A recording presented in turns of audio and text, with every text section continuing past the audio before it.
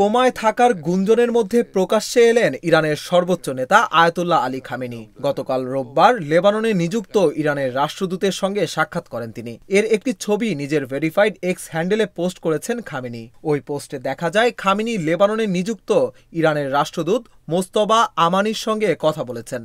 পোস্টটিতে ফার্সি ভাষায় লেখা, ইসলামী বিপ্লবের নেতা আয়াতুল্লাহ খামেনি আজ দুপুরে তার প্রতিদিনের বৈঠকের ফাঁকে লেবাননে নিযুক্ত ইসলামী প্রজাতন্ত্র ইরানের প্রবীণ রাষ্ট্রদূত মোস্তাবা আমানির সঙ্গে দেখা করেছেন ও কথা বলেছেন। সম্প্রতি বেশ কয়েকটি গণমাধ্যমের প্রতিবেদনে বলা হয় ৮৫ বছর বয়সী খামেনি গুরুতর অসুস্থ হয়ে কোমায় আছেন। এর আগে গোপন বৈঠকে তিনি তার ৫৫ বছর বয়সী ছেলে মোস্তফা খামেনিকে নিজের উত্তরসূরি মনোনীত করেছেন। এর আগে গত মাসে মার্কিন সংবাদ মাধ্যম নিউ ইয়র্ক টাইমসের প্রতিবেদনে বলা হয় খামেনি গুরুতর অসুস্থ। গত সেপ্টেম্বরে লেবাননের ইরান সমর্থিত সশস্ত্র গোষ্ঠী হিজবুল্লাহর বিরুদ্ধে ইসরায়েলের পেজার হামলায় ৩৯ জন নিহত হন। আহত হন ৩,০০০-এর বেশি মানুষ। এদের মধ্যে ছিলেন আমানিও।